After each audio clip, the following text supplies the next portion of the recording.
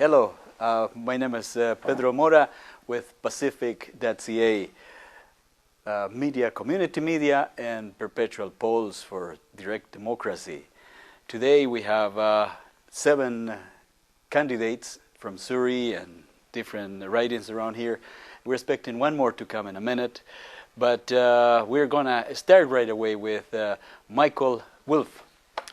Michael is running for the Green Party, and at the age of 26, he's already a teacher, a community activist, and a conservation biologist. In 2005, he ran for MLA with the Green Party, and later in the same year, he ran for mayor in Richmond, where he got about 1/4 of the vote. Now, Michael, please tell us in about 3 minutes, why do you want to be the MP for that riding? I am Michael Wolf, community activist and lifelong member of the Green Party, and will continue to be a fully supportive of their platform in this riding and in this this current format in Canada. I hope to bring lots of changes to Canada, some drastic, some things that are far from the way we live here in Canada today. And I think as a young person and supportive of the future in Canada and the future generations, I will provide a voice that will reach out to the young people that currently are not being involved in the political process. And I find it, or I frown upon the fact that we're losing many future voters, many future Canadians, because of our lack of education in the political realm. So my 26 years spent in Richmond is why I have such a strong connection to the environment and the heritage in Richmond. I am an avid gardener, and thankfully my great-grandmother started the garden for me, which I continue on today. I feel that it's very important that we protect the 3 major things that we need in life: the shelter, the food, and the water, and we need to keep them all clean. I support that for myself, and I advocate that for many others in my community. My goal as being the elected member of Parliament will be that I will be able to reach out to the full population of Richmond. Something I plan on doing differently than I've witnessed in the past is that I hope to contact every single person in my riding in my first term in office. That is the only short-term goal I have, is that I will contact and represent everyone who voted for me and everyone who did not vote for me in my riding in that first term in office. All of my other goals are around 20 years down the line, where I will push for many drastic changes to the way we live in Richmond and Canada, for that matter. Richmond has the largest auto mall in Canada, and I think that needs to change. I think we need to have the largest supplier of electric vehicles in Canada, not continue the same old way of polluting our earth. Many other parties have a mandate where they think it's easy that they can just continue on with our pollutive ways and ignore climate change. As a leader in Richmond, I will do everything drastically to reverse that trend. All right, thank you very much, Michael Wolf. And next to you, if you can push the microphone towards Mr. Rashid Arab. He is an NDP running for Surrey North. So, Mr. Rashid Arab, can you tell us briefly in 3 minutes, why do you want to be the MP for Surrey North? May I just introduce myself and give you some background about me before I introduce the platform? 3 minutes. Okay. Well, my name is Rashid Arab. I work as a quality manager at ASCO Aerospace Canada in Delta. I've been manager for 13 years. I understand the budget and meet budget on target, and also I understand deliver of system and services on time, because customers who are our voters will not forgive us if we don't deliver on time. Just as much as we approach it in the private sector, we should approach it in the government sector too. What we are lacking here really in this platform going on is the government has neglected the working people in many ways in our social programs and our services for those people who are actually the spinal and the backbone of our economy. To move the economy is the middle class and working people in our riding association here in Surrey North or everywhere in the country. So I'm here to support the working families, and I'll do my best to support the working family because I look at the performance measure we have economically, and the $50 billion we give the tax credit to the corporation, to the biggest polluters, as a matter of fact, the oil gouging, the credit cards interest rate, the banks, all these kind of money is taken away from the working people, put them down into the big corporation's pocket, and I want to fight that. And this is because I know the real economy is the working people who move that. And we do this by performance measure. We put some target in place, and we assess them in every 5 years.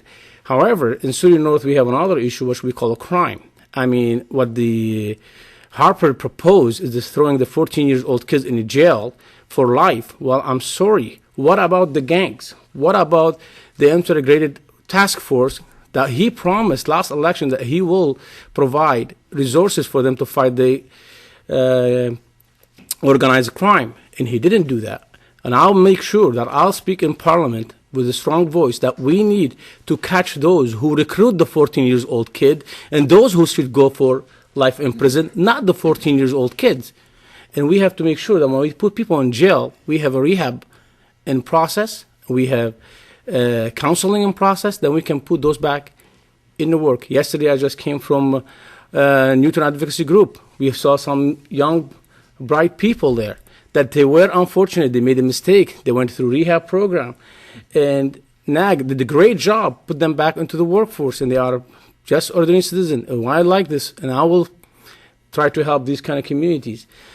The other things also is I would like to see is the government taking a serious stand on the healthcare issue and the wait list. The only way you can do this is by reducing the wait list. And the way to do that is you train more doctors, more nurses, more professional. The conservative have shown us nothing, and that's what I will fight for. Okay, thank you very much, Rashid Arab. And next to you, and if you could put the microphone to him, is Brian Marlett. And he is a progressive conservative, and he's running for Surrey, White Rock, Cloverdale. So please tell us in 3 minutes, why do you want to be an MP for that area? Well, as you said, my name is Brian Marlett. I'm a progressive conservative. You're quite right about that, but I'm running for the Progressive Canadian Party in South Surrey, White Rock, Cloverdale. I'm a Tory, not a neoconservative like Stephen Harper. I want to be your Member of Parliament. We haven't had a Member of Parliament since 1993.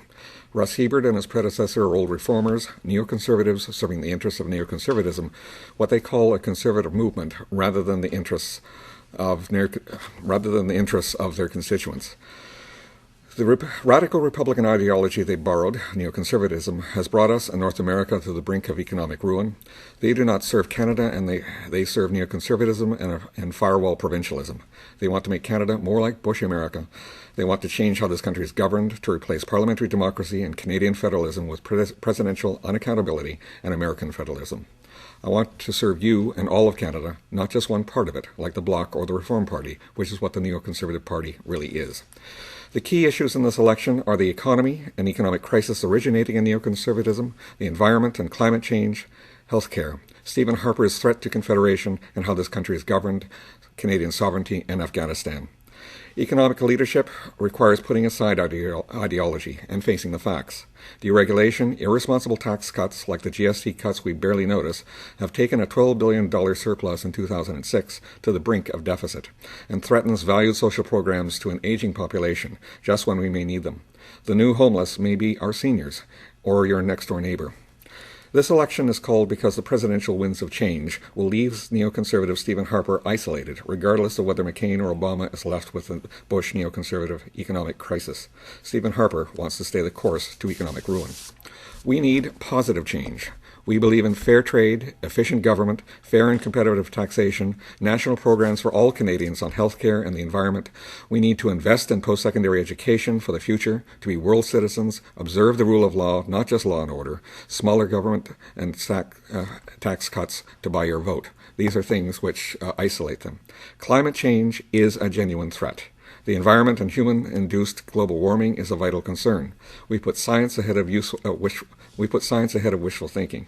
We need to address climate change. You have 10 seconds. We've got about 10 seconds. Thank you. I believe in a strong, united Canada and parliamentary democracy, the independence of the judiciary, and the rule of law. The Canadian federal principle, and that includes honoring our responsibilities and pursuing our interests on the world stage, not just doing Washington's bidding in Afghanistan or elsewhere. Progressive Canadians are progressive conservatives, not Farwell Harper's neocons. All right, thank you very much. Now, if we could move the microphone to Samuel Michael Frank, who is the Canadian Action Party, not leader, but candidate for Surrey North. He's also running for the leadership of the Canadian Action Party. But here in Surrey North, he is running for to become a member of Parliament. And he's one of his main topics, how I know him from before, is his enthusiasm in a system called an ongoing democracy. Recently he joined the Canadian Action Party, but he already ran in a by-election in Vancouver Quadra for the Canadian Action Party. He also is running for the leadership, as I said before, and he will tell us why he wants to represent the constituents of Surrey North in 3 minutes. Thank you. In this election in Surrey North, most members of the constituency of Surrey North will probably not hear much spoken about an agreement called the Security and Prosperity Partnership. The Security and Prosperity Partnership is another step in the cycle that started with free trade back in the 1980s. It is an agenda of giving Canada away. It is not just a matter of giving Canada away to another nation. It's a matter of giving Canada away to the control of people who have the seats of power, heads of corporations, the CCCE. These people would like to control our economy and control our legal system. Again, it's the Security and Prosperity Partnership, and it's also known as the North American Union, similar to the European Union, which has happened in Europe. It's a sovereignty-removing process, and it threatens Canadians, and yet you will find that in most elections with the major parties that you see represented, not one of them will ever say anything about this Security and Prosperity Partnership. So it's worth keeping in mind. Now, how does the Security and Prosperity Partnership affect the residents of Surrey North? Well, to start with, crime has been a big issue in this riding, as Rashid had suggested earlier, and it's extremely important to the residents. Well, the Security and Prosperity Partnership is a recipe for poverty and oppression. Poverty meaning people who can't feed themselves, who feel as if that the system they live in does not entitle them to deserve any of the comforts that they have in their lives, and that those comforts are being eroded and taken away. That's poverty. Oppression means the erosion of your civil freedoms, your rights, your liberties. It means laws created that force more restrictions upon your life. That's poverty and oppression. What is the biggest source of crime? Is the biggest source of crime telling people who have committed a crime, you're going to get a good hard whooping for what you've done? Or is it a bigger source of crime when you inflict poverty and oppression upon a society who feel as if they have no other recourse in their lives other than to circumvent the rules that they live under, which aren't providing for them in the first place? So if you ask whether crime is more caused by our unfair punitive system, well, there is a point to that, yes indeed. But we want to look at the reason why the poverty and oppression is being created that is leading people to these sorts of criminal behaviors in the first place before we start addressing the criminal justice system itself. I was in the police office myself recently, and they told me that it is not in the police interests to actually be in communication with the people who make the laws, such as parliamentarians. So there is no communication going on between the people who enforce the laws and the people that make the laws. Thank you. That's it? Okay, we'll continue with Brenda Locke, Liberal for Fleetwood, Port Kells. Thank you, Pedro. Yes, I am Brenda Locke, and I'm running in the riding of Fleetwood, Port Kells, and I'm running for real representation both here and in Ottawa. And real representation means listening to people. It means listening to all of the people in our community. It means responding to people when they ask questions, when they phone in, and it means answering those questions.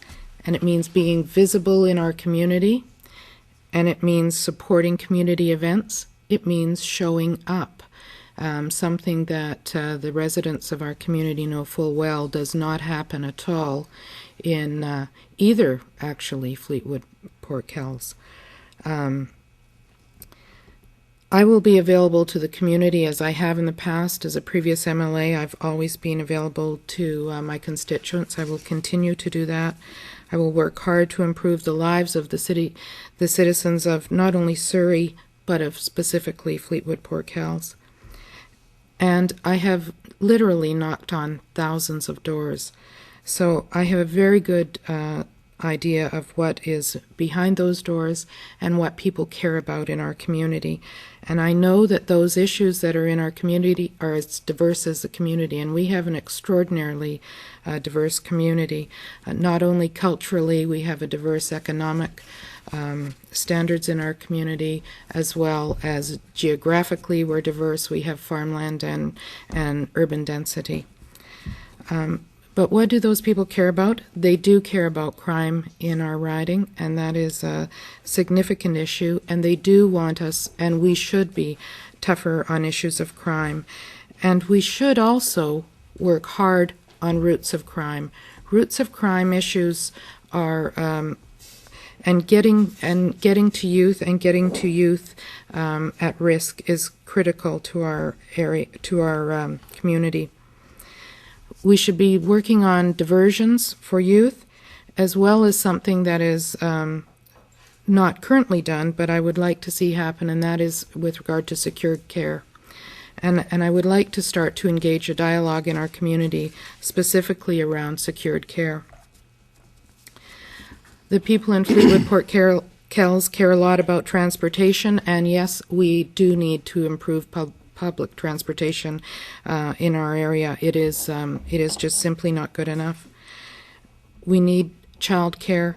People need to know that the Liberal Party will keep their $100 for them that they currently get, and low-income families will have that actually doubled. Brenda, look, your 3 minutes are up, but Okay. you can wrap it up in 10 seconds. Okay, thank you. I guess to wrap it up, I just want to say that I will be there for the community. I will be there visibly. I will be there in person, and I will be available always to media. So thank you very much. Thank you. Next to you is now Fernando, and he is NDP candidate for Fleetwood, Port Kells. Can we pull the microphone to him? Thank you. Thank you, Pedro. As you said, my name is Neo Fernando, and let me give you a brief introduction of myself. I work for the Professional Institute of the Public Service of Canada. That's a trade union of all the lawyers and the doctors, the research scientists, the nuclear physicists, the engineers who work for the federal government have a union, and that is called the Professional Institute of the Public Service of Canada, and it's a 55,000 member organization. I do have about 33 years of representing people, working people, middle-class people, through unions. I have negotiated for them, I have done arbitrations for them, and that is my background. I'm running in this election to bring about change. For the last 140 years, we have been served by two mainline parties that has resulted in the ever-widening gap between the rich and the poor. Statistically, that is true. And the middle class and the working class, middle class people and the working people are finding it difficult to make ends meet. And the reason for that is this present government, the Harper government, has done nothing to protect people from gouging at the gas pump, from gouging through ATM fees, from gouging through cell phone fees. We are the party that will stand for, on behalf of the middle class and working people, and protect the backs of these very same people. I am running in this election because of certain issues. The primary issue is the protection of jobs. We need to protect the jobs that we have. As the listeners will very well know, the manufacturing trades in both BC and in Ontario are suffering a huge job loss. Nothing was done by the present government. we have to protect jobs and create jobs in order that there is going to be a satisfied, contented middle class and working class people.